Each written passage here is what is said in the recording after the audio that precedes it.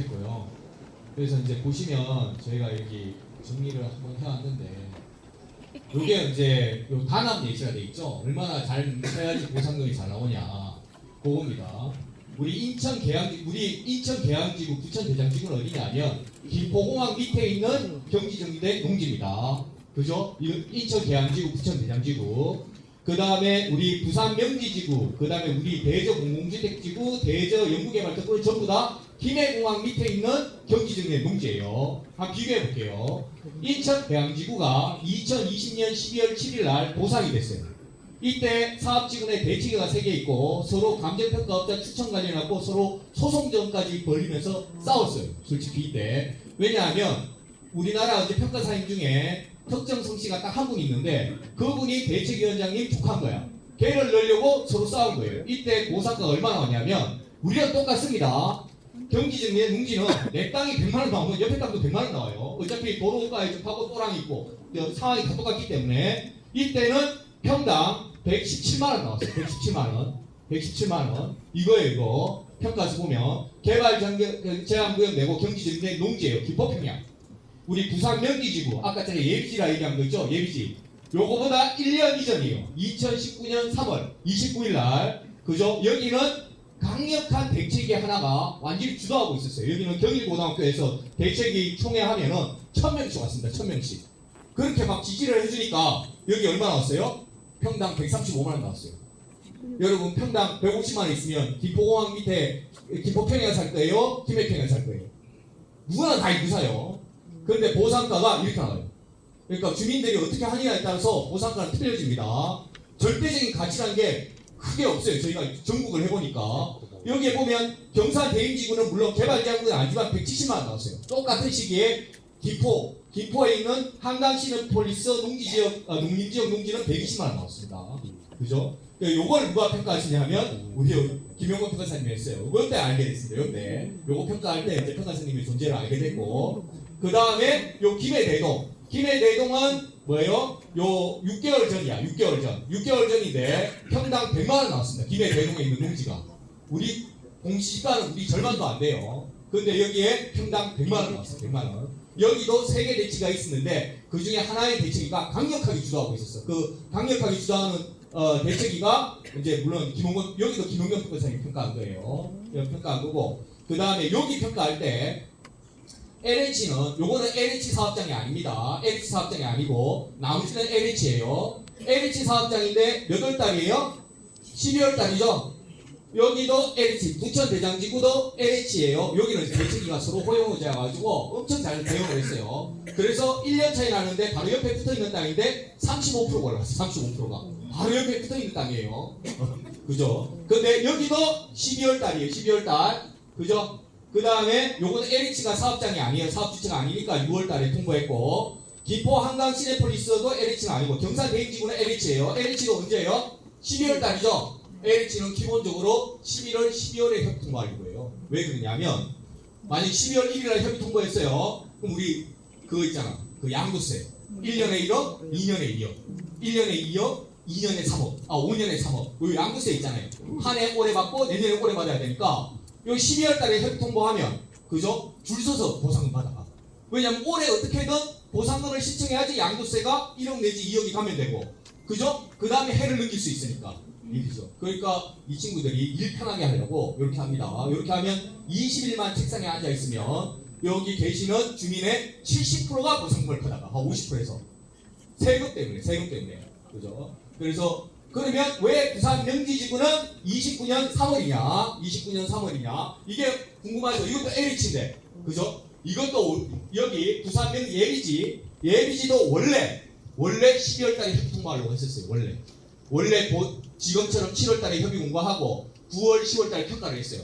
했는데 우리가 평가를 어떻게 돼요? 우리가 김용건 평가사님을 추천하겠지만 우리는 뭐예요? 매도인이 평가사를 한 명 추천하고 매수인이 또 평가사를 한 명 추천하잖아요. 그럼 둘 사이의 가격 격차가 10% 이상 나면 안 돼. 그죠? 그런데 여기는 어떻게 해요? 매수인 입장에서는 처음에 84만 원 주려고 그러다가 그 다음에 한 110만 원 주려고 했던 거야. 그러니까 가격 차이가 너무 많이 나니까 합의가 안 돼요. 합의가 안 돼가지고 3월달까지 한 거예요. 이해되시죠? 그러니까 우리도 경우의 수는 두 가지야. 특별한 사정 없으면 합의가 잘 되면 올해 무조건 협의 통보됩니다. 올해 예산이 이미 다 나왔기 때문에 올해 무조건 협의 통보되고 합의가 안 돼서 막 그 10%가 합의가 안 돼가지고 막 지지부진하고 뭐 사업 시행자가 안 되면 어떻게 해야 돼요? 부산 명지지구 예비지는 어떻게 했냐면 위원장님이 그 주민들 획천마을, 평천마을 이렇게 마을 3개 있었어요. 도시락 싸들면서 LH 가서 시위했어요. 부산 도시공원 시위한 건 아니고 저희가 이제 한여름에 시위하지 마시고 그냥 책상에 앉아 있으라 그랬어. 그냥 어르신들 앉아 계시면 때 되면 물 주고 때 되면 빵 주고 이러니까 앉아 있어서 일을 못하게 하라고 했어요. 일을 못하게. 그렇게 해가지고 이렇게 나온 거예요. 그때 주민들이. 그죠? 그러니까 여기 임원분들 고생하시는데 솔직히 임원분들 땅 잘 나오면 여러분들 땅도 잘 나와. 여러분들 땅 못 나오면 임원분들 땅도 다 못 나와.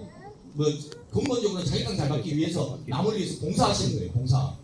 절대 비난하면 안 돼요. 우리끼리 절대 비난하면 안 돼요. 비난하면 안 되고 뭐 하자 이러면 지금처럼 모이셔가지고 이렇게 우리의 힘을 보여줘야 됩니다. 우리의 힘을. 일단 이거 먼저 이렇게 이제 쟁점이 돼서 먼저 설명드렸습니다. 먼저 설명드리고 일단은 요 자료는 우리 홈페이지에 가면 다 있습니다. 다 올려놨고 아마 블로그에도 올려놓고 카카오톡에도 다 올려놨을 거예요. 그러니까 궁금하시면 보시면 되고 그대로 불합봉 없이 올려놨으니까 사진 찍으실 필요도 없습니다. 여기 이제 우리 전기총회고 지금 설명할 건 지금 보상계획 나왔죠? 보상계획 그 다음에 보상계획 나오면서 지구계획도 나왔습니다. 지구계획 그래서 보상계획과 지구계획 내용을 설명드리고요. 이제 앞으로 이제 협의 감정 전에 보상협의회를 합니다. 강서구에서 보상협의회 어떤 내용이고 그 다음에 보상금 산정 방식은 여기다 3페이지로 나와 있지만 설명을 안 드립니다. 왜냐하면 저 다음에 우리 김용훈 평사님이 설명을 하실 거니까 제가 설명을 안 드리고 여기 어떻게 돼 있어요? 소유자 추천평가 감정에 내가 힘을 해놨잖아요. 힘을 그죠? 힘을 부여해 주셔야 돼요. 비난하고 이러시면 안 됩니다. 그 다음에 좀 궁금해하실 만한 거 아파트를 분양받는 방법 4가지 그 다음에 지리상 이렇게 돼 있습니다. 보시면 26년 12월경에 협의 12월경인데 얘네들 계획은 9월입니다. 9월달에 협의 통보하겠대요. 다 통지문 받아봤죠? 보상계획 공고문 9월로 돼 있는데 9월은 현실적으로 불가능이야. 진짜 빠르면 10월 그죠? 정상적으로 진행되면 12월 진짜 가격을 치열하게 다투면 내년 3월 이렇게 됩니다. 그래서 그렇게 보시면 돼요. 지구계획 보시겠습니다. 우리가 이제 이거 쭉 나왔죠. 여기는 변화가 없어요. 이런 걸 별도로 하는 제도가 없었기 때문에 주민공람은 22년 4월 5일이 될 가능성이 많습니다. 요 날이 되거나 아니면 요 날이 될 건데 일단 보수적으로 봐서 22년 4월 5일 주민공람 그 다음에 사업인정은 25년도니까 우리 25년도 표준주 공시가를 기준으로 평가됩니다. 그 다음에 요 공공주택지구는 중간에 뭐가 발표가 돼 있어요. 중간에 공공주택지구는 요게 6월 31일 날 지구계획이 발표됐습니다. 6월 31일 날 이거 보시면 우리 6월 29일 날 지구계획이 발표됐어요. 공공주택지구는 요 지구계획에 보면 뭐가 나오냐면 여기 총사업비가 나와요. 총사업비가 이 지구계획에 보면 당초 우리가 이 사업비가 1조 6,876억이었어요. 얘네들 계획 세울 때. 근데 이 사업비가 2조가 늘었어요. 2조가. 물론 이제 대식에서 열심히 해서 그렇겠죠. 2조가 늘었어요. 사업비가. 그죠? 그러니까 이건 되게 우리한테 좋은 거예요. 그죠? 총사업비가 2조고 얘네들이 이 지구계획을 수립 신청한 건 요 아까 전에 5월 29일이니까 그로부터 한 14개월 이전이에요. 그러니까 지금으로부터 14개월 이전에는 원래 얘네 계획은 26년도에 보상 계획이었어요. 26년도에. 여기 보면 요 파에 보면 연차별 자금 투자 및 재원 조달 계획 이래가지고 연차별 자금 투자 계획 이래가지고 총액이 3조 6,891억이고 26년도에 4,500억 들어가고 27년도에 9,700억 넣겠다. 이렇게 그러니까 얘네들 원래 계획은 26년도에 어쨌거나 보상을 하려고 했었는데 이게 이제 뭐 얘네들 내부 사정으로 해서 이루어진 거죠. 27년도로. 그래서 보면은 일단 용지비만 이렇게 따져보면은 저희가 판단했을 때는 한 1조 6천억 이상 보상비만 이렇게 나오지 않을까 이런 생각도 들어요. 지금 이 계획에 의하면. 그리고 이렇게 돼 있고 그 다음에 일단은 여기는 주민공람은 21년도고요. 지구지정은 23년도니까 23도 표준지로 기준으로 평가되고 요건 25년도 표준지 기준으로 평가되지만 가격 격차는 크게 없을 겁니다. 제가 판단했을 때는. 그 다음에 요 지구계획 승인이 26년 6월 29일 26년 6월 29일 이렇게 났다. 그 다음에 보상계획 공고가 26년 7월 3일날 동시에 났습니다. 동시에 연구개발특구랑 대저 공공주택지구랑. 그래서 요 보상계획 공고 중에 제가 이제 요 내용 중에 일부 내용만 저희가 발췌했습니다. 여기 보시면은 대전 공공주택지구, 영구개발특구, 토지 소유자 등에게 뭐예요? 보상계획 공고해달라는 거예요. 이 친구들이 지작물 조사한 게 토지조서 물건조서예요. 토지조서 물건조서에 기재가 돼 있어요. 그러니까 요거랑 그 다음에 두 번째 장에 토지조서, 세 번째 장에 물건조서, 네 번째 장에 이의신청서 이렇게 네 장이 왔을 거예요. 지금 집에. 그죠? 네 파트로 된 문서가 왔어요. 다 가까워. 그러니까 그 온 것 중에 토지조서, 물건조서에 이의가 있으면 이의 신청해라 이 말이에요. 이건 이의 신청 기간이 언제까지예요? 7월 3일부터 7월 20일까지입니다. 20일 5시까지. 이의 신청서를 어디 접수해요? LH공사도 되고 부산도시공사도 되고 강서구 건설가도 돼요. 그러니까 여기 건설가에 제출해도 돼요. 그죠? 그 다음에 열람 방법 이렇게 돼 있다. 그 다음에 보상금은 보상 시기는 어떻게 돼 있어요? 26년 9월 예정입니다. 9월 예정 이렇게 나와 있습니다. 여기는. 그렇지만 실제 현실적으로 어려워요. 현실적으로는 9월 예정이다. 그 다음에 빠르면 10월, 진짜 빠르면 10월이고 정상적으로 했을 때 11월에서 12월. 그죠? 그렇게 생각하시면 됩니다. 그 다음에 보상액은 상인이 산술평면에서 정하고 부산 대전지구는 두 개 구역으로 구분한다는 거예요. 영구개발특구는 평가사 1명 자기들은 선정하겠다. 대전지구는 면적이 넓으니까 그거를 구역을 나눠가지고 평가사를 2명 선정하겠다는 거예요. 그죠? 근데 우리는 전체 다 1명으로 해도 돼요. 상관없어요. 우리가 예를 들면 명지 2단계 예비지도 사업시행자는 2개를 선정했고 우리는 하나를 선정했습니다. 하나를. 그렇게 대응을 했습니다. 그 다음에 보상금 지급 방법 이렇게 쭉 나와 있습니다. 현금 보상. 그 다음에 그 밖의 사항. 그죠? 열람기간 만료일부터 30일, 여기 어떻게 돼 있어요?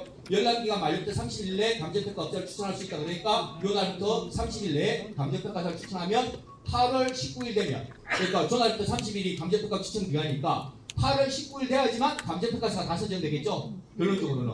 그죠? 그러면 8월 19일 날 감정평가사 다 선정되면 8월 마지막 주에는 뭐였겠어요? 언제부터 감정할 건지 모여갖고 회의할 거 아니에요? 그럼 실제 감정은 언제부터 들어가요? 9월 달부터 들어가는 거예요. 9월 달부터.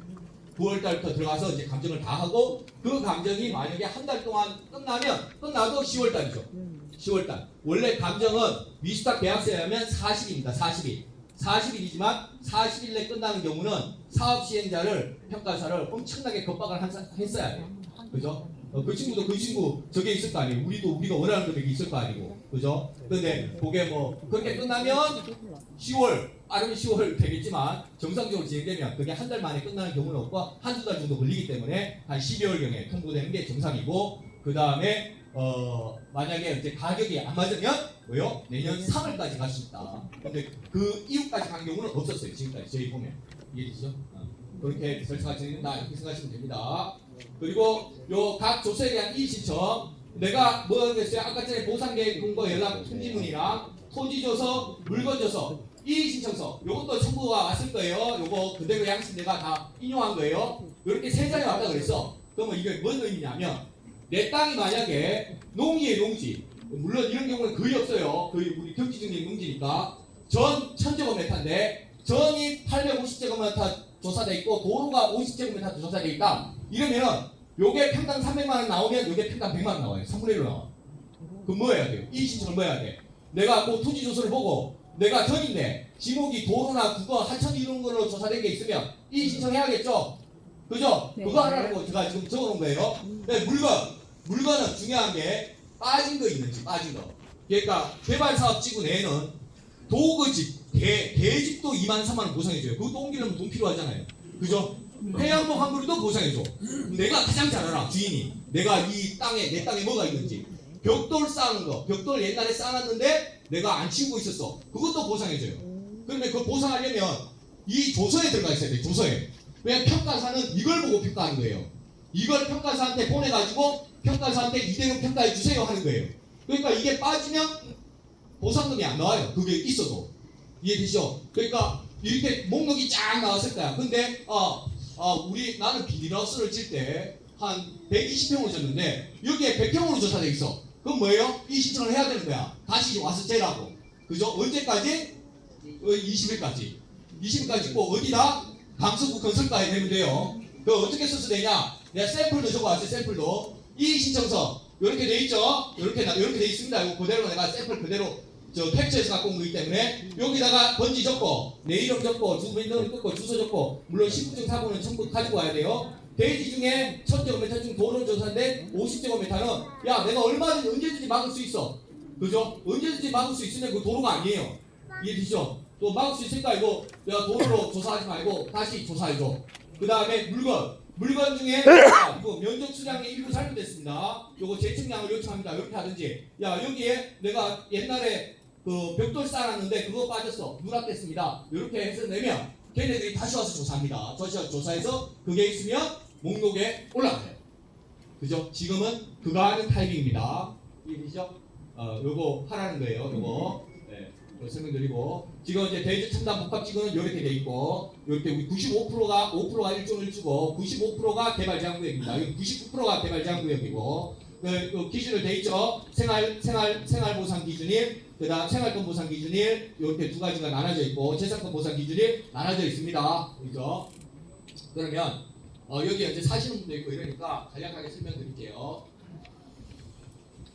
이거는 이해되시죠? 이제 그죠? 이해되시죠? 강서구 건설과에 제출하시면 됩니다. 이거 제가 6월 29일날 뭐 됐다 그랬어요? 지구계획이 발표됐다 그랬죠? 이 지구계획에 여기는 별반 상관이 없어. 여기는 우리가 들어갈 자리가 없거든. 그죠? 근데 여기는 우리가 들어갈 자리가 있잖아요. 여기 이주대책 대상자 이런 데 들어갈 거 아니에요. 그죠?